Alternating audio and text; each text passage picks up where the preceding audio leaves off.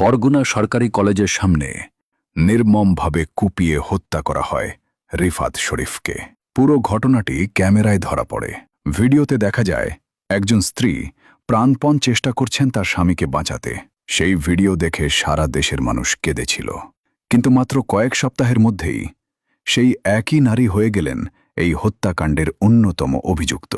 প্রশ্ন উঠল, এটা কি শুধুই একটি খুন, নাকি এর পেছনে লুকিয়েছিল আরও ভয়ঙ্কর কোনো গল্প? 2019 সালের 26 জুন বরগুনা সরকারি কলেজের সামনে স্ত্রী আয়েশা সিদ্দিকা মিন্নিকে নিয়ে যাচ্ছিলেন রিফাত শরীফ। ঠিক তখনই একদল যুবক ধারালো অস্ত্র নিয়ে তাদের ওপর হামলা চালায়। প্রকাশ্য রাস্তায় চলতে থাকে এলোপাতাড়ি কোপ। আশপাশে শত শত মানুষ দাঁড়িয়ে থাকলেও খুব কম মানুষই এগিয়ে আসে।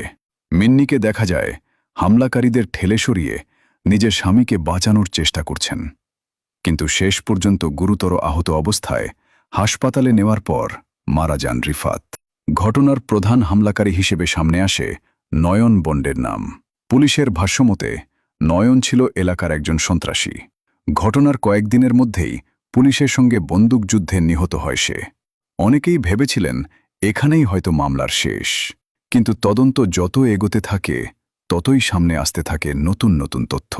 তদন্তে পুলিশ দাবি করে নয়ন বন্ড ও মিন্নির মধ্যে আগে থেকেই ঘনিষ্ঠ সম্পর্ক ছিল, এমনকি তাদের গোপনে বিয়েও হয়েছিল বলে অভিযোগ আনা হয়।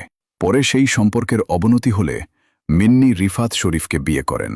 তদন্ত কর্মকর্তাদের দাবি, এই বিষয়টি নিয়েই নয়ন ক্ষুব্ধ হয়ে ওঠে এবং পরিকল্পনা করা হয় রিফাতকে হত্যা করার। সবচেয়ে বড় মোড় আসে 2019 সালের 16 জুলাই। দীর্ঘ জিজ্ঞাসাবাদের পর পুলিশ মিন্নিকে গ্রেফতার করে। এরপর পুলিশ জানায় তাদের তদন্তে এমন তথ্য প্রমাণ পাওয়া গেছে যার ভিত্তিতে তারা মনে করছে মিন্নি শুধু ঘটনাস্থলে উপস্থিত ছিলেন না, বরং হত্যার পরিকল্পনার সঙ্গেও জড়িত ছিলেন। যদিও মিন্নি শুরু থেকেই নিজের বিরুদ্ধে আনা অভিযোগ অস্বীকার করেন। দীর্ঘ বিচারিক প্রক্রিয়ার পর 2020 সালের 30 সেপ্টেম্বর বরগুনার জেলা ও দায়রা জজ আদালত রায় ঘোষণা করেন। আদালত মিন্নিসহ 6 জনকে মৃত্যুদণ্ড দেন এবং জরিমানাও করেন। রায়ের পর্যবেক্ষণে বিচারক উল্লেখ করেন, নয়ন বন্ডের সঙ্গে মিন্নির সম্পর্ক এবং সেই সম্পর্ক ঘিরে তৈরি হওয়া দ্বন্দ্বই এই হত্যাকাণ্ডের অন্যতম কারণ হিসেবে আদালতের কাছে প্রতীয়মান হয়েছে। তবে এখানেই আইনি লড়াই শেষ হয়নি।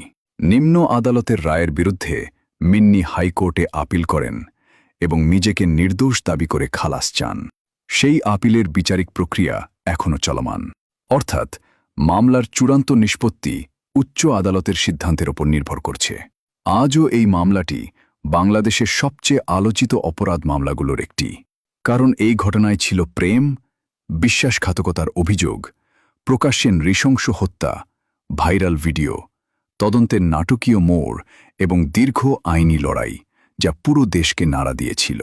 কিন্তু প্রশ্ন এখনও থেকেই যায়, সেদিন বরগুনার সেই রাস্তায় আসলে কি ঘটেছিল? তদন্তে উঠে আসা অভিযোগই কি পুরো সত্য, নাকি এই ঘটনার এমন কিছু দিক রয়েছে যা আজও মানুষের অজানা? সেই উত্তর দেবে সময়, আর চূড়ান্তভাবে দেবে আদালতের রায়।